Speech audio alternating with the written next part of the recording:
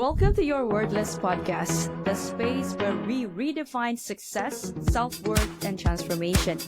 I am Nierras, the soul-centered architect of transformation, helping you unlock your highest potential and build a legacy beyond limits. Now, whether it is self-mastery, career breakthroughs, or wealth creation, this is where change begins. Now let's dive in.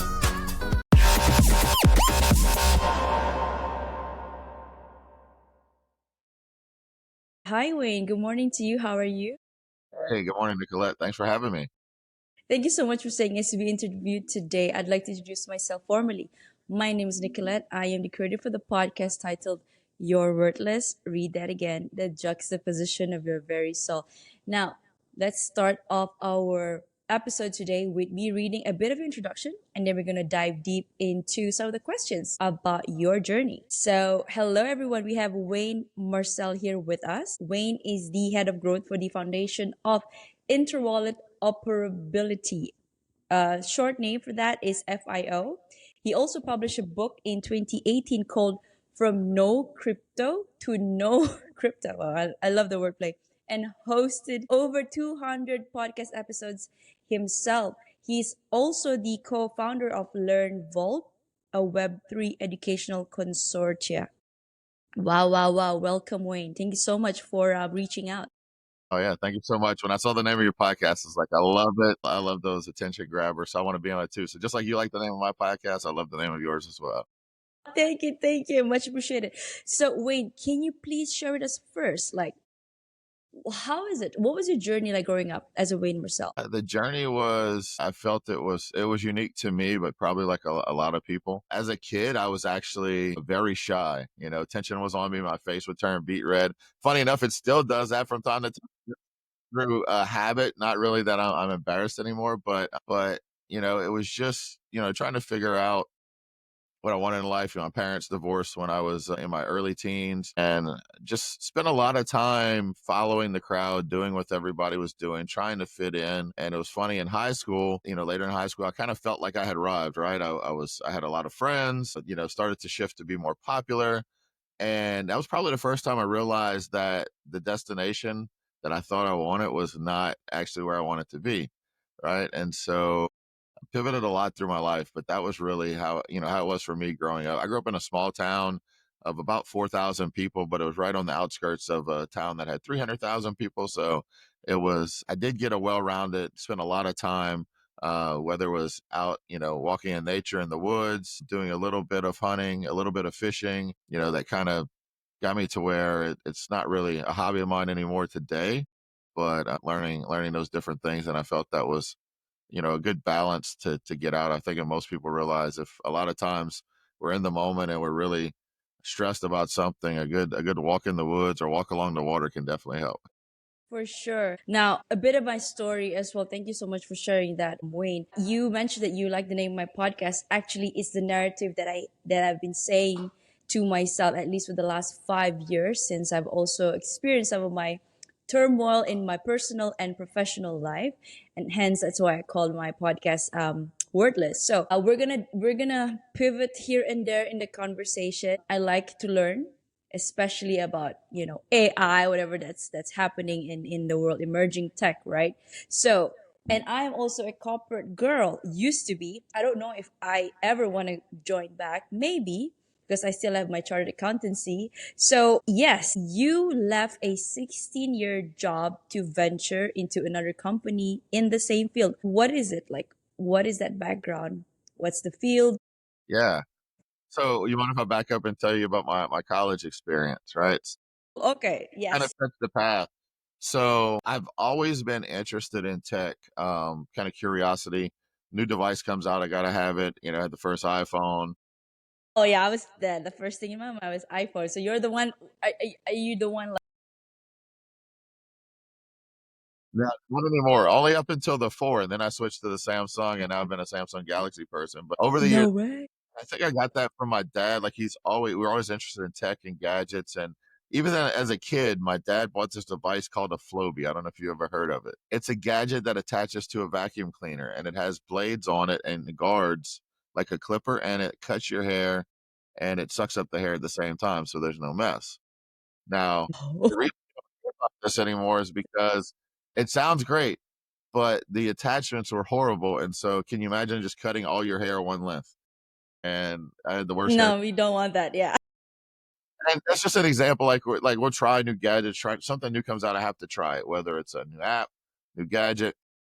When I went into college, I wanted to go for computer science. That was my goal. I was this was like I graduated high school in 1998, so the internet was booming, and so I started to go to school for that. But then while I was in college, I got a part-time job, eventually turned into a full-time job while I was in college. And by the time I graduated, two things had happened. My stepdad, who was in the IT industry, had gotten laid off, and he already had like 20 years in the industry, and he was having trouble finding another job because in the computer in a developer field, at least, it doesn't matter what you've done in the past because they can hire straight out of high school for the same for a much lower price. And Yeah. so I was kind of having hesitant about going into the computer field. Graduated college in 2003, and that was after what we saw as a dot-com bubble burst. And even though we look back, Yeah, that was I heard that. all, Growing up, yeah, it I was a was small just, blip, but back then yeah. it was a big problem. And so, like, maybe I should stay with this company I was working with during college. It was growing very fast. In the U.S., the company is called Lowe's. It's a home improvement retailer store. So it's where Hmm. they get all their home improvement goods, Like gardening. Home Depot. Right, exactly. It's Home Okay. Depot's main competitor. Right.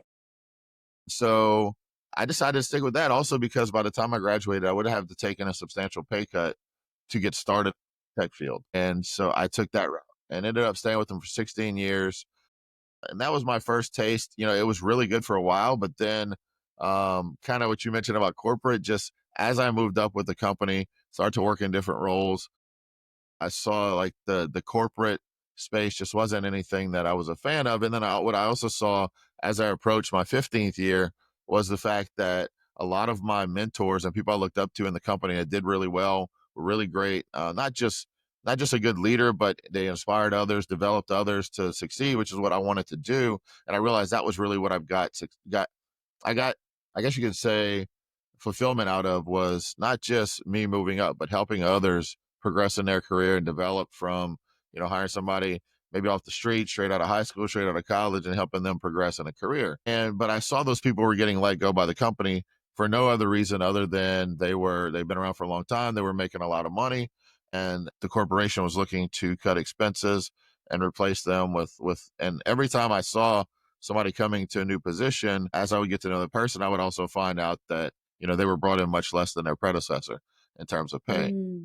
I realized that wasn't, what I was aiming for was like, a 20 plus year career in that company. I realized it really wasn't for me. And so in the short term, a company called Best Buy reached out to me and asked me, a recruiter was asking me if I would go over there and do the same thing for them that I was doing for Lowe's. And so that's when I left that career. And it really shook everybody because I was in the top of my company. Like the Lowe's had You 17. were you were peaking, or you? Yeah. Yeah. My wife wasn't happy because every year we would win this thing called a chairman's trip where the top 10 in the company would go on this exclusive vacation Uh, that the company would. right.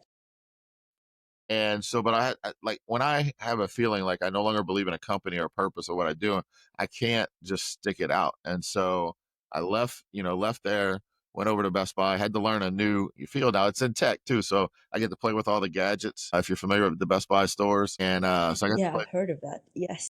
Yes, it's electronics retailer, the largest one in the U.S. And so I got to play with gadgets, and there was a new CEO in the company, and he was very inspiring because the company Best Buy had already been through some growth and so a lot of turmoil, but he came in and his vision was to bring the company back to where it was in the early days. When a company is in a growth phase, that is one of the best times to be around. And so he started focusing on those morals, those values, and everything. And we saw the company really turn around to where Wall Street was saying that Amazon was going to kill Best Buy. And eventually, the company turned around. A few years in, he decided to retire to spend more time with his grandkids. And then I was back in that corporate world where everything was about, everybody was just a number. Nobody was really valued. And I realized that this was my time to jump again.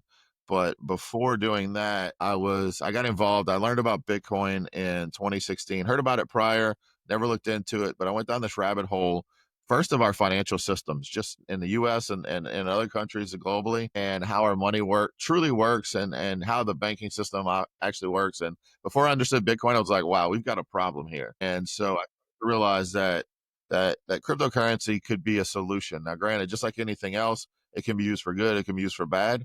And so a big need is for people to understand it. And my satisfaction as an educator kicked in. And so in 2017, I started teaching others about this, individual, first it was locally, doing meetups. And then I started podcasting in 2018, came out with a short beginner's guide book under the same name of my podcast. And it was really because I've always had that mantra, like when one person teaches, two people learn. So if I teach you something, you're learning something, and I'm learning how to explain it better. I'm learning how to, okay, maybe I didn't explain it right the first time, and I challenge myself to do better each time. And through that led to me creating some content for different companies in the industry from a part-time basis as I was still working for Best Buy. But then eventually in 2021, one of the companies I was doing some work for asked me to, one of the founders was looking to step down and retire for a company in the cryptocurrency industry. And he asked me to take his place. And so that's why I jumped over to As a be. founder. Yeah, well, not as the company had already launched, but basically I do run half of the company now. Took his Right. place, and I run like the growth side of the business, which is our marketing team, business development team, and a few other smaller teams. But now I work fully remote. I travel the world talking about it, and I think about in 2016, 2017 was also when I started journaling, and I started writing out a paragraph every day of that life that I wanted it to look like. Nothing specific. I didn't have anything in anything, but I wanted to travel around the world. I wanted to help people, teach people. I wanted to speak on stages all over the world. I wanted to have more time freedom than a corporate job, because a corporate job, no matter how much you make, you're always locked in. They own you, whether they need you late at night, early in the morning, even if you're off, you're expected to answer the phone. And I wanted a break from all of that. And it was funny, just probably 6 months ago, I was going through some old boxes and I found that journal, and I looked at those pages, and it's like I everything in, just had chills. yeah, everything has happened. And including back then, I was like, I wanted to write a book. I don't know where that came from. I never had the idea before that I wanted, and it wasn't a large book. It was just something that I just wanted to go through that experience of publishing. And everything that I wrote out there, it's it's happened. And it didn't. It's it's not. Some people think, oh, it's just that's not real, but it is. The law of attraction has so many different facets to it.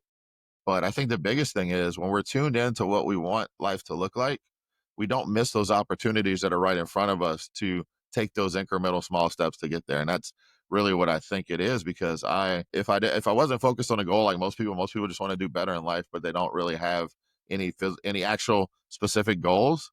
They miss those opportunities that are in front of them to take that little incremental step forward, to where when you look back years from now, you could say, oh, that was a stepping stone to get here. They just see the end result and they say, "Oh, I'd love to get there, but I don't know how I'm gonna get there." Hi, I'm Nierras, your host of the Your Worthless podcast. Now, if these real raw stories hit home, don't wait. Please follow, like, and subscribe my Spotify and YouTube. For bite-sized inspirational reels, follow me on Instagram, TikTok, and LinkedIn. Don't wait. Your transformation starts today. Thank you, and bye for now. Execution is not done. So wow, your story is so inspiring, Wayne. So we started from your journey, and then to you pivoting to different, same industry but different companies, and then along the way you've also started teaching, and then we started podcasting, you started journaling. So that seems to me like it was you making sure that all facets of your life, all areas of your life is as holistic as it can be, right? Like, did you, okay, so why am I asking this is because I too, excuse me, I was in the rat race before, just trying to chase the money and the status. And then things happen. My tower sort of crumbled, and that's how life humbled me very much. And for you, did you ever experience those kind of life defining moments that made you think, okay, this is not it? Like, what was the, I don't want to say worse, but almost like, the biggest lesson that Yeah. you've learned? I mean, I had a lot of stumbles and along the way, and I realized those were a blessing in disguise because they helped me realize that this is not what I really wanted. In 2009, I went, I had two young daughters and I went through a divorce. And so that was really made me reevaluate what I was, because I was always about hungry for success, just wanting to do more, make more money. Yes, yes. Situation where my job dictated where and when I could be, and that affected the time, because now time is being split when you divorce with kids. Time is split, and so I missed out on a lot of time with my kids because of the work I was having to do. And so that really kind of changed me to go down that journey. And actually, I had a friend of mine that convinced me to join, because also during that divorce, I was actually making more money than I ever made, and I was broker than I'd ever been, and I was having to put stuff on a card because What of a paradox. the expenses of the divorce. Right.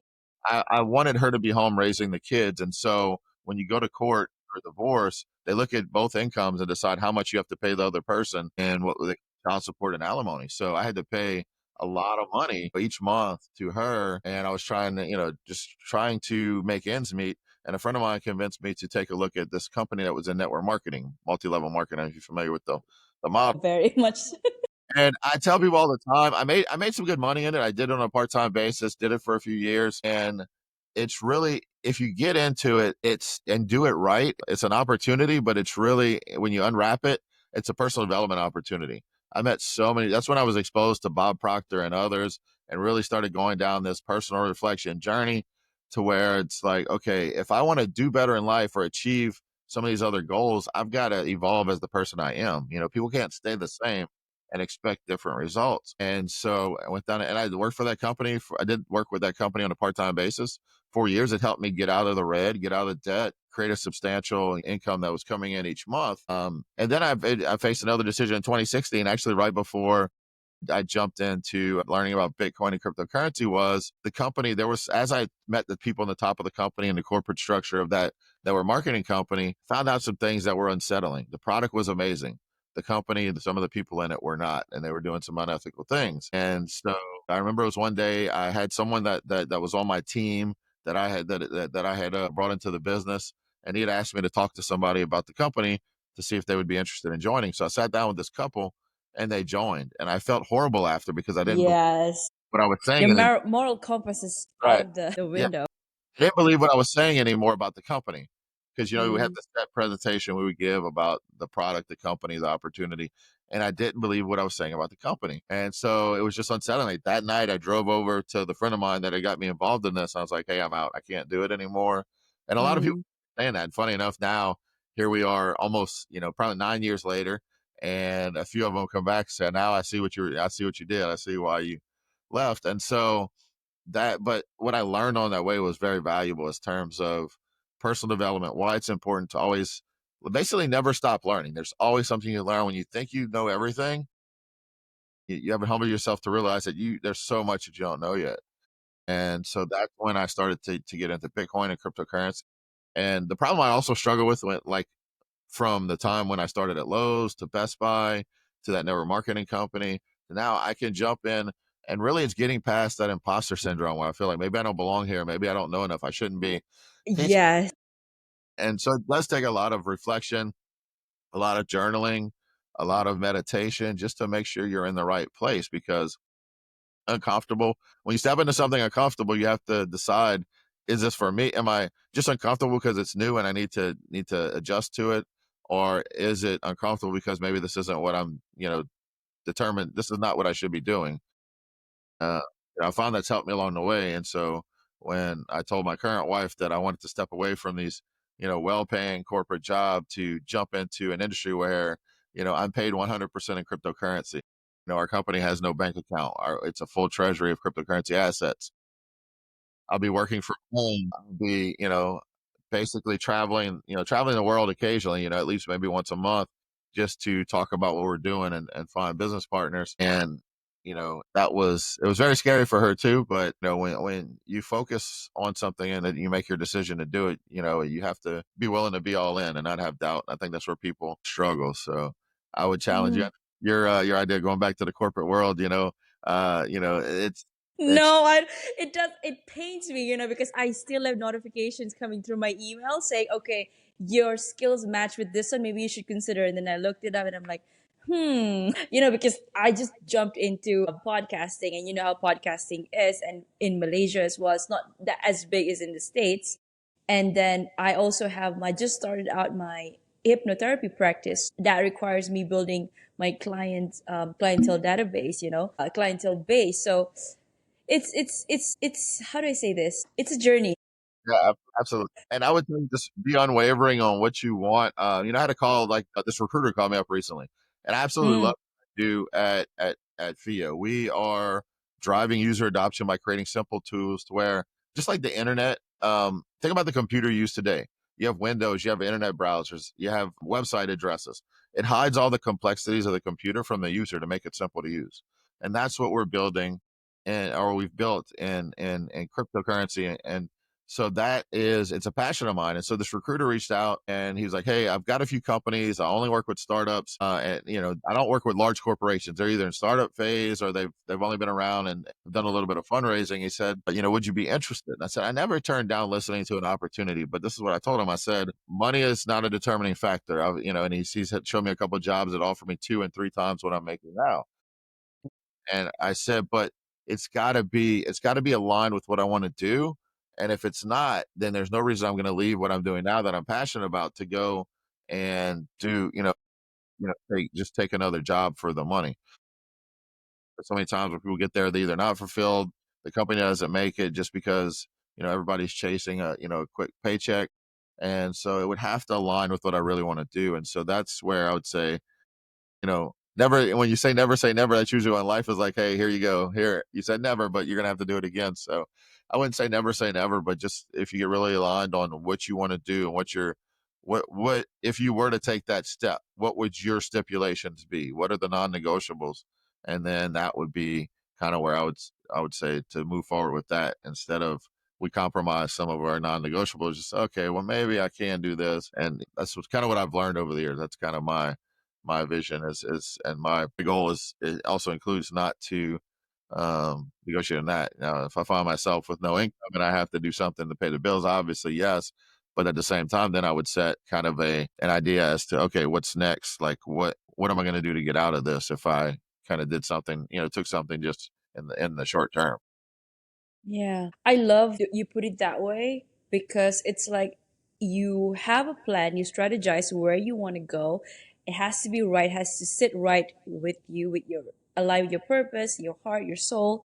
But at the same time, also balancing out in the 3D, like you gotta pay bills, you have to, put food on the table, but also not forgetting the why that you start all of this in the first place, right? And I noticed you said you leaving the corporate job, and whenever you see some, I don't know, injustice, you know, I can't keep talking to this person and convince them to join this team, see the good side, but they're actually not the good guys.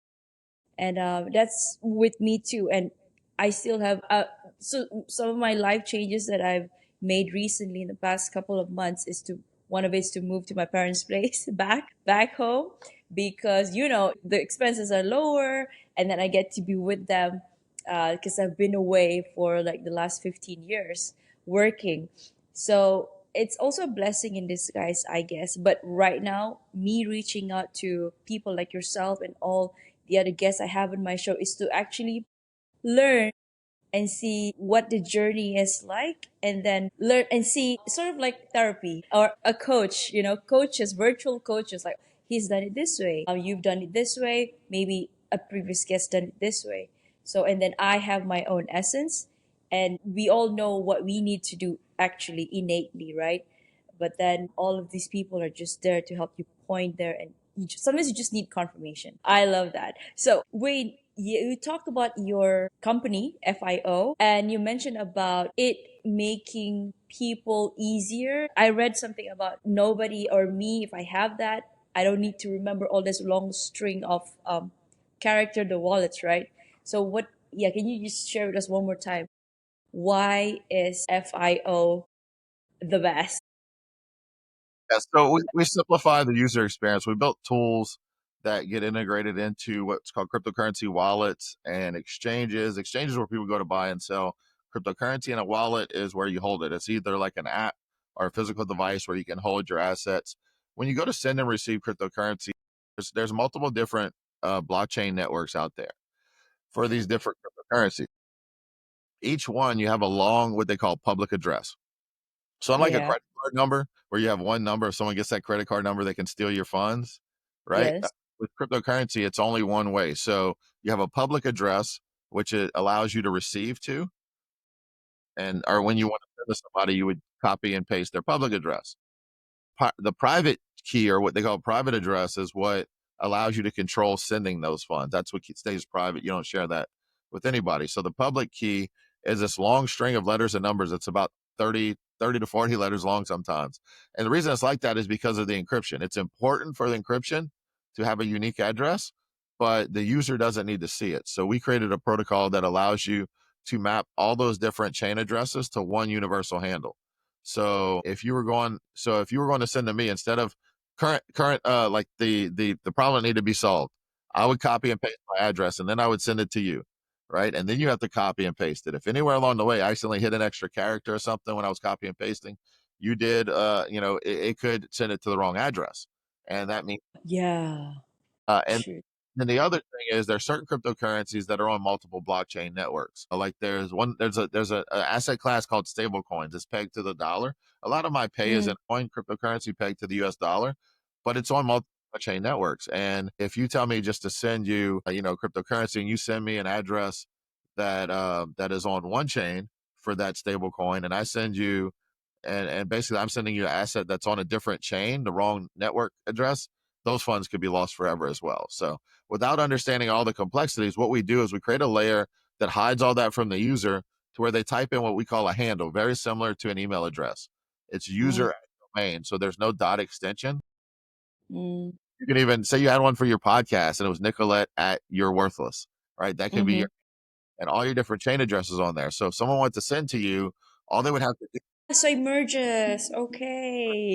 handle on what's going to happen with the protocol is going to say, okay, let's look at what she's trying to send, or what he's trying to send to her. And then is there an address that's linked to that, that's already been linked to that handle? If there is, it pulls it Mm. into the transaction so you don't make any mistakes. It stops people from sending the wrong address, sending on the wrong chain. And it's very much similar compared to the internet adoption days. So before we had website addresses, the whole internet resolves with IP addresses, which is, it still does today, but nobody sees it, right? So when you type in a website address, in the background, there's an IP address. It's a bunch of numbers that actually takes you to the right direction. That protocol in the middle is what makes sure you get to the right place. And it's the same concept here. It's just doing that with multiple different blockchain addresses linked to that one handle. And so it simplifies the process. You think about the early days of the internet. If we wanted to go to a website, I had to remember or have a list of paper in my pocket that had the IP addresses that I like to visit because I couldn't just type in a name. And it sounds silly today because we're so used to just, typing in a website address, but that's how it was before. And now people that weren't exposed to that, most people don't even realize that that's still there in the background. The internet does not resolve to a website address. I wouldn't realize because I'm not a tech person. There's a protocol that had to be built to hide that, like to make that work.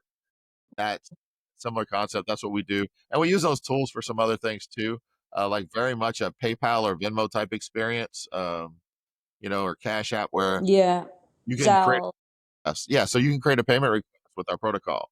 So you can select what type of crypto you want to receive, be paid in, how much, and then you can put a memo of what it's for, invoice 123, or if you're sending it to a friend, hey, pay me back for the money I lent you last week. Dinner. When that person receives it in their wallet, they can open their wallet and say, I've got a payment request. I just hit approve, and it pushes the funds to you without me having to type in anything. And so that's kind of our goal, is to focus on simplifying the user experience. We do a few things. There's some other things in the cryptocurrency industry that need to be created to fix some of the problems, or eliminate some of the complexities. And so when I do Mm. talk on stages around the world, I don't just tell them what we do at FIO. I share that too, because I'm usually talking to people that are working in the industry. I challenge people to build tools that are going to hide those complexities from the user. Make it simple, make it safe, instead of just saying, oh, you messed up, you got to do better. No, even to this day, if I'm sending cryptocurrency the old way where I got to copy and paste the wallet address, it can be a bit stressful till he gets to the right place. Because I've made that mistake. A lot of us have made those mistakes where we accidentally sent something to the wrong address. It's, it can be heartbreaking. So we can't just say people need to do better. We got to make tools to make it easier. The one thing I loved about the iPhone when it first came out, it wasn't so much that, oh, this is groundbreaking technology. It was like out the gate, it was easy to use. It was very simple. And that's where you start to see people like, I never expected people like my mom and my dad to be, kind of tech savvy on a smartphone. And, it just kind of blows me away because it's super simple. My Mm, and that's where we need to make technology. Anything we do, we've got to make it simple for people, simple to understand, simple to use. If not, people are gonna, step back to where they're not, because where they're not comfortable, they're gonna step away unless we, make it easy and have them try it out. And that's what the other challenge I give to people is there's people that are building stuff in the cryptocurrency industry, and then they'll get people that are already involved or at least invested or aware of crypto to test out the products. Like that's not what we got to yeah. do. Take that to somebody that has no experience in this industry, and Yeah, exactly. tell me where you have problems or what you're not familiar with. Becoming a podcast host was a natural extension of my second act. Now, after spending 15 years in the corporate world, I've transitioned to helping individuals overcome challenges like navigating tough relationships, career burnout, and aligning their mission with their soul's calling. By certifying as an RTT hypnotherapist and a lifestyle coach, I've made it my mission to empower people to recreate the life they deserve and building a supportive community through my podcast. Now, let me ask, are you facing challenges like struggling to reprogram your mind to attract wealth, weight issues that feel like a constant yo yo, insomnia or restless nights from daily worries, or just a lack of confidence in public speaking? If the answer is yes, visit www.thenierrasholisticlifestyle.com and grab a free hypnosis audio of these common struggles. It's a sneak peek into how my coaching works. Are you feeling shy? Don't be, because I'm as real as it gets. Let's connect on Instagram and LinkedIn and start your transformation today. But it's also beneficial for those that's already in the industry, because those people can actually give you the advice and say, okay, I've been in this, I've been with crypto for like 5 years. This is where I think, but I tried, like you said, never say never. I was involved a little bit and then I pulled it out. I pulled my money out from crypto, but right now they're saying, okay, at least diversified. You're gonna put what? I don't know, 5%, 10%, depending on your, risk appetite, right? So, oh, well, thank you for that, Wayne. I wanted to go, okay, so if anybody's listening here right now, it's newbie in crypto. What is the biggest myth about crypto or about blockchain that people think it's true, but it's actually not true? Well, for people getting in, they think it's a get rich quick scheme with Yes. crypto, and because cryptocurrency and the blockchain technology is open source, anybody, you and I could launch a crypto token right now if we wanted to, right? We've got the Yeah, yeah.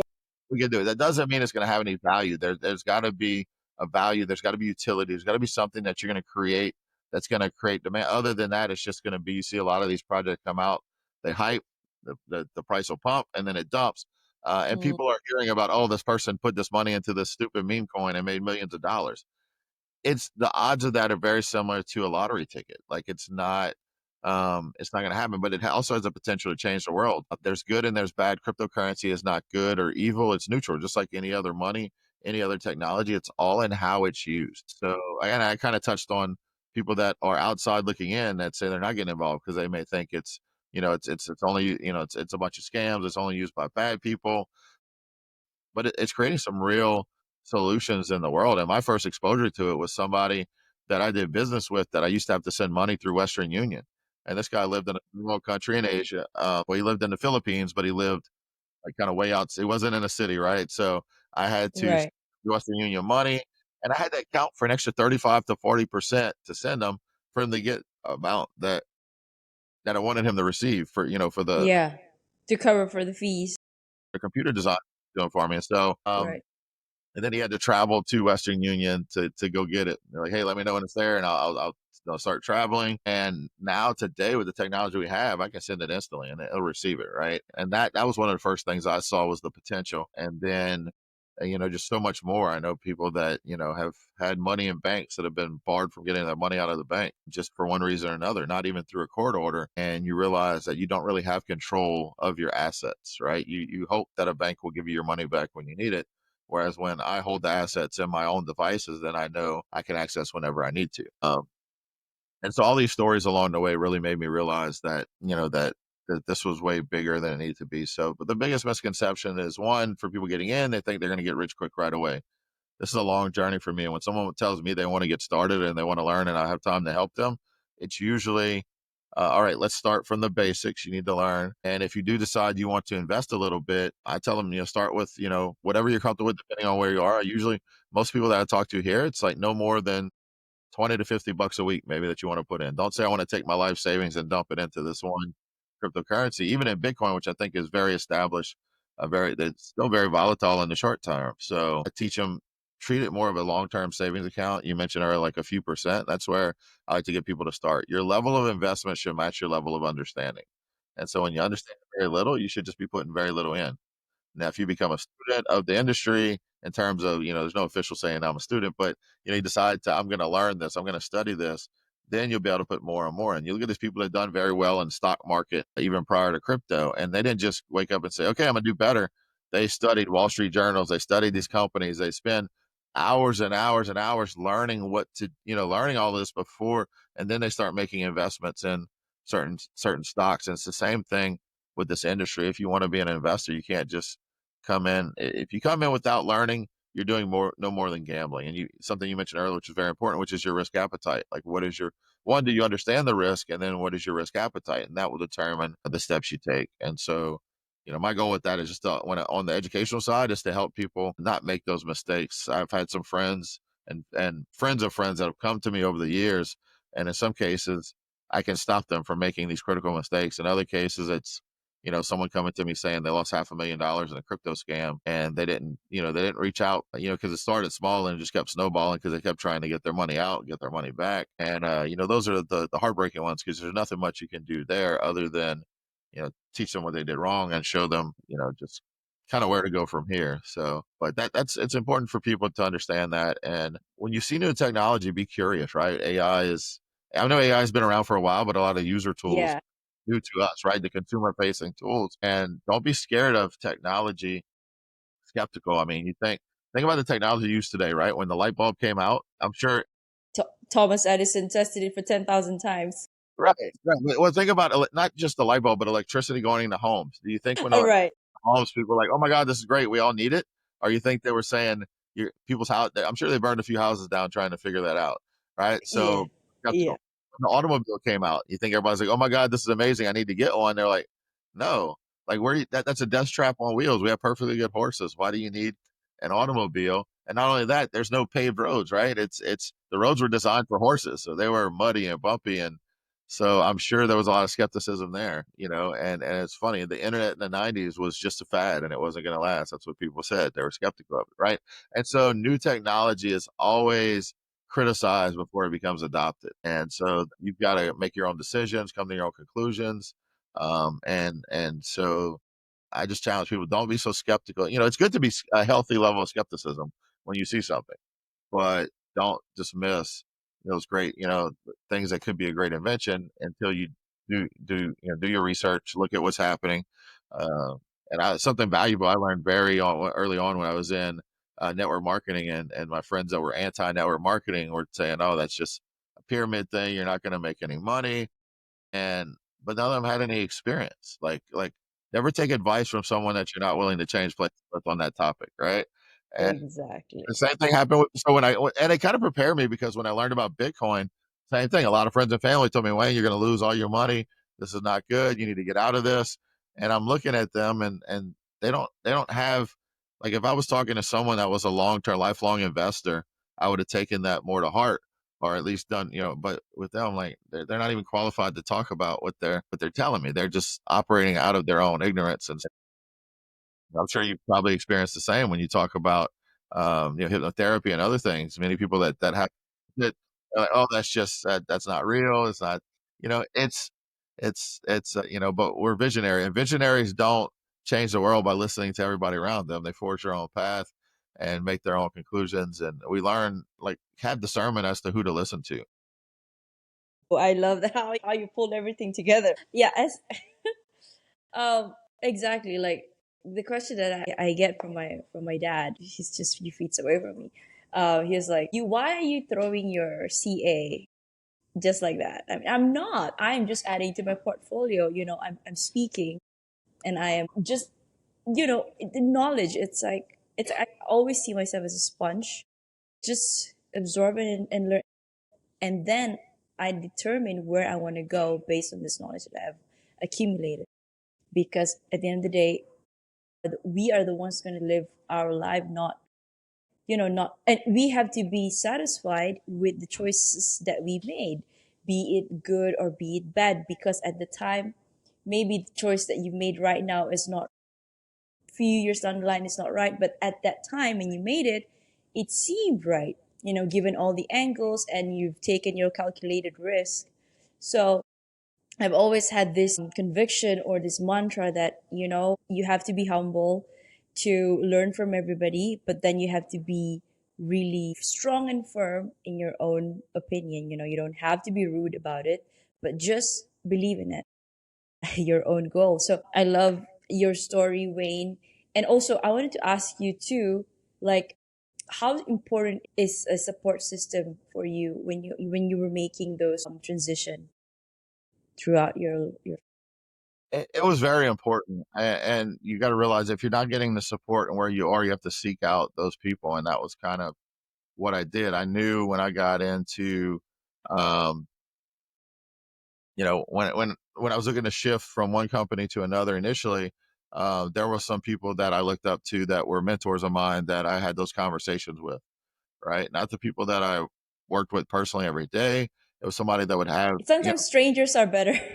yeah, and Better it people. was some strangers, but it was also Exactly. people I knew that I had worked with in the past that were maybe have been in my shoes that I was that, like, what I was looking to do before, and then even anything else. So when I got into network marketing, it was all right. I need to talk to people that have done this successfully and find out more about what they did instead of trying to take advice of others. And then when I was looking to get deciding if I want to go and work in this cryptocurrency and blockchain industry, I made friends with a lot, and that was another kind of like my other motive for doing the podcast was I wanted to meet more people in the industry. So it's a lot easier to do that when you're podcasting. You can meet so many people, just like you said you're doing with your podcast. That was me. I wanted to connect with people. I wanted to learn more from people. And it's funny. So I used to use my podcast for connecting with new people, and I still do that to an extent. But now I also use it as like a business development tool, right? If I want someone to sit I down and see. hey, look at what we've built and partner with us, instead of me saying, hey, let's hop on a call and I'll give you like a cold sales pitch to use our protocol and your product. It's the first step is, hey, come on a podcast and talk about yourself. Tell everybody what you're doing. Let's talk about your background. So, but that's it. It's really finding the right people to get that advice from that maybe have some experience in that. And don't be afraid to reach out to somebody if you don't know them. If somebody that I'd never met would reach out and they approach me the right way and say, hey, look, I'm thinking about doing this. So, and I see that you've done this before. What would be your advice? I would respond to that. So it's very important that we find the right sources. Kind of like I mentioned earlier, right? Don't seek advice from people that you wouldn't want to switch places with in that particular category. I love that. Wow. Okay. Wait, what are you working on currently? All right. So a couple things currently. Uh, at FIO, we're just continue looking to grow our user adoption, expanding our partners that use our protocol, and introduce more people to the cryptocurrency world. You may have heard the term Web3, and that's kind of like the Yes, connected Web3. crypto is in essence a simple way to explain that shortly. But expose more people to that. So that's professionally. Personally, I really enjoy educating, teaching others. And so that's why myself and a few others that have worked together on different projects over the years formed this consortia called Learnvault, where we're looking to grow our education. And so that's something that we're looking to do. We've got a school community that's free to join. Has a lot of great content on it. Are you familiar with school? Sorry, is that a website? I'm familiar with Udemy or Coursera. Similar. So school, SKO, it's spelled It was built. One of the founders is Alex Hermosi. He's an entrepreneur. Hermosa. Big, Right. Okay. Alex yeah, and so it Mila. kind Okay. of got a bit of community built in to classrooms, live streaming, and even gamified. It has a leaderboard to see who's doing the most. So it's a nice little program that we've jumped into. You can go in there and find all kind of different topics or build your own. And that's really where I want to make an impact there. Um, outside of that, personally, my goal is to. I've been traveling quite a bit the last few years, seen a lot of different places, but want to, just I realize, our time on this earth is limited, so seeing as many places, experiences as many cultures, and I kind of joke with my family. I was like, if I ended up on my own again, like single, like kids are grown, not married anymore, or my wife decides to go with me, I would probably live somewhere in Asia or just hop around Asia because I love those cultures. I live right outside of New Orleans, and so even though our food is different, a lot of the spices and flavors, that kind of appeals to me. And so, like Awesome. within in Asia. But that's just it, to continue to connect and network with people and just spread the word. And at the same time, personal goal, which I, experience, even though I do travel quite a bit, when I'm home, I have way more time than I ever had before to spend with my kids. Some of them are grown now. I've got, my oldest is 19, my youngest is 8. And so I've got 4 kids that I want to, kind of continue to help get them prepared for the world as well. So that's personal, professional. That's kind of my focuses right now. Wow. Seems like you're very balanced. This is what I also aim to teach people holistic lifestyle. I love that. Wayne. Absolutely. So, absolutely. So, okay, we're going to pivot to a self worth question because my podcast talks a lot about self worth. And you mentioned about journaling, right? Looking within, developing yourself by, reading Bob Proctor. Yeah. And in fun fact, I'm also attending Tony Robbins summit the next I think this weekend. So my question for you, Wayne, like in your journey, have you found a connection between spirituality and self-worth? Now, how do spiritual beliefs or practices influence your sense of self? Yeah. Yeah, that's a question there, right? So I get that all the time from my guests. I go, oh, Nick, yeah, good one. You put me on the spot here. Didn't yeah. mean to. Oh no, all good, all good. I mean, for me, yeah, so spirituality has definitely played a part because one of the other bigger impacts in my life, I think about the books I've read. And it's funny, I didn't when I was in my corporate job, I wasn't really reading many books. I may have read 1 or 2 books on leadership and that was it. But during the network marketing phase, it was a lot. That's like I said, I was exposed to Bob Proctor and others. And for me, one of the most profound books that really kind of helped me envision that was Miracle Morning. I don't know if you've heard of Miracle Morning. It is about a morning routine, and they have this thing called savers, and basically you go through these steps in the morning. And for me, meditation and prayer is kind of what I started with in terms of that routine in the morning. And I hope that really helped me get more centered on what I really wanted and not what the world or others around me were telling me I needed to do or what I should be doing or what I wanted. And so breath work, meditation, prayer, starting out your day with that is just it's completely shifted my approach, how my day goes. And I noticed, trying to build consistency with that on the days I didn't do it, those were probably my most tense days. And not saying nothing bad or nothing, no obstacles came about on the days that I did do it, but it's almost like I was more prepared for it. So it's kind of like you can't really see what's way off in the distance until you stop and clear that fog, right? So you gotta take that time. But yeah, I mean, and meditation has definitely played a big part in shifting in what I wanted to do. I just, you can get more clarity. I feel better about decisions I make. I'm more confident. And people underestimate that. Everybody just wants in this world. Everybody just wants to go, go, go, go, go. Go, go, go. Yeah. Yes. What's Sometimes next? What's next? What's you next? gotta stop. You've got to listen. That's why I've also been open to, I mean, the world I grew up in, or in my town in Louisiana, like there weren't people that were doing breath work or meditation or talking about the law of attraction or any of these other things that to them seemed like a bunch of hocus pocus. But just back to what I was talking about, just like I said with technology, right? Don't be, there's a healthy level of skepticism. Same thing with this because it can really change what you want to do. It can help you make those changes that you make. So yeah, I mean, definitely a long answer, but the short answer is yes. I mean, spirituality has definitely played a big part in kind of getting where I want to be and staying focused on where I'm going. I still have these big visions of what I want to do. And it's centered around, my passion with tech adoption about because I realize when I bring this technology to more people, think about people that don't have access to any kind of banking system or whatever. And they're able to operate in an economy where they can, because most third world countries today actually have basic smartphones, right? So they can Yes. utilize this technology. And that's not saying, oh, then they can do more crypto. No, they can imagine all these ideas that just die in the graveyard with someone because they never had the funds, the means, or anything to get where they need to be.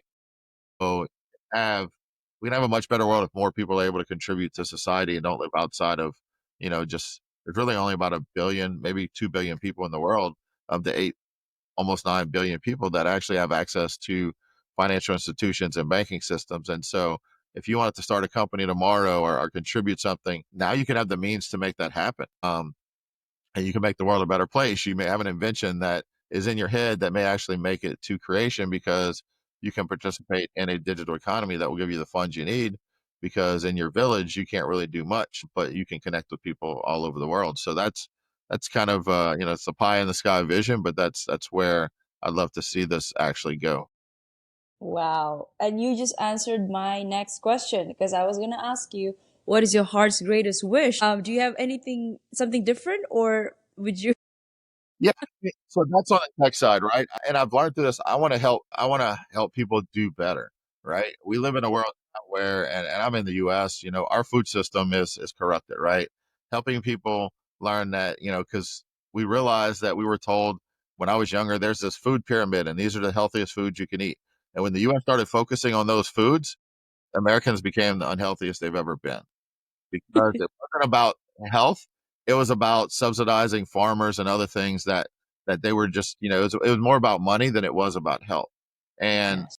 similar with the pharmaceutical industry, I learned there's so many natural products that people need to be aware of. So it's having an awakening. We talk about spiritual awakening, but having these awakenings in these different sectors of life. What you put in your body, what do you do every day? Do you exercise? Just kind of helping to build that spirit of wellness. Pharmaceutical industry. Another passion of mine that I didn't mention much that I've experienced some profound improvements from some issues I was dealing with was with psychedelics, with mushrooms, right? Psilocybin and others that has been. Microdosing. Do you microdose? Do you? I absolutely do. I do it all the time.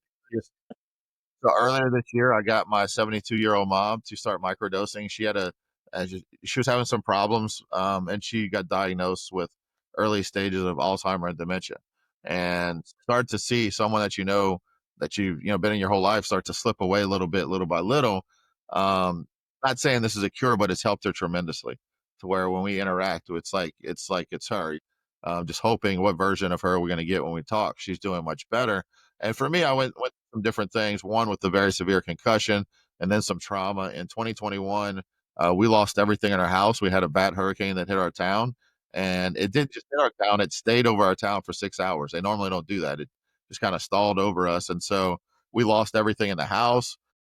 Self, wife, and 4 kids. We had to live in a motorhome for over a year while we rebuilt that. Wow. I'm so sorry to hear And that. during that journey, it wasn't just the loss; it was okay. During the storm, I broke an ankle. I broke my ankle, and I couldn't get to the hospital for like a few days because my family had sent them away. Like I didn't want my family to stay, but we had businesses and stuff to take care of here, so I stayed with a few others. And so that happened, and then we were fighting the insurance company for the money that we've been paying insurance. Oh Yeah, my God. time. And so it was this journey. And it was a friend of mine was like, Wayne, I think you have a little bit of PTSD. I said, no, that's people that have been in war or experienced severe abuse. They're like, no, think about what's happened over between that concussion happened in 2020 and COVID and then the hurricane and all. And so that was when I finally decided to take a look at microdosing. And it's definitely changed. It's really made profound impact in me getting clarity, getting back to who I need to be. And when you study the effects of what those psychedelics do in the brain, it helps restore some of those broken synapses. And so I'm a big advocate of that, introducing people to that. It was demonized in most countries all over the world, mainly because of, obviously if you can take something that will help you with the depression or PTSD or addiction and it's natural out of the ground, then the pharmaceutical industry has no hold on you to be able to sell you a pill that you got to take the rest of your life.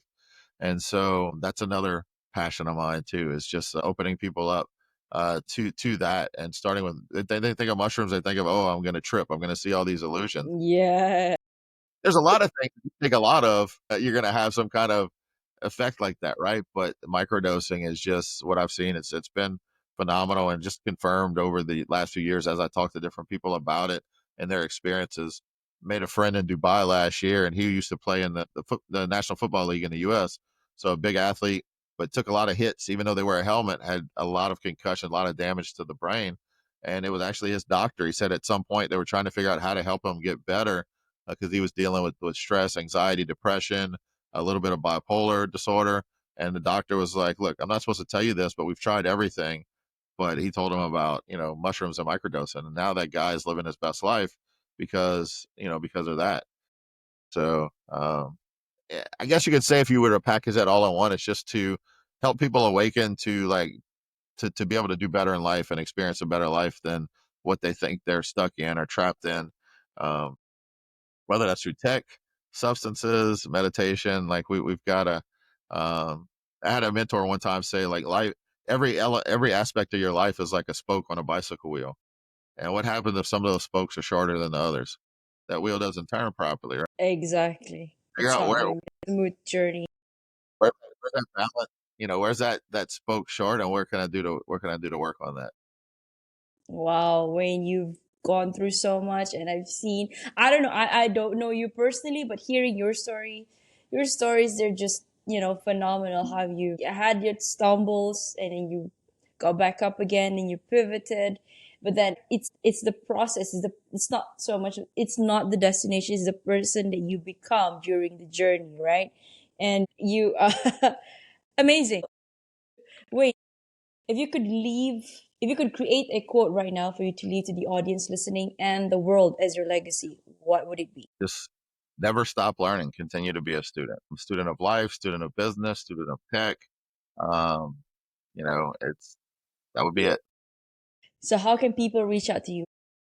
Yeah. So across all social platforms, Blockchain Wayne, if you type that in, that's my podcast name. You'll find me. Make sure to find the one with the verified check. I do have a lot of imposters that pretend to be me on social media. No.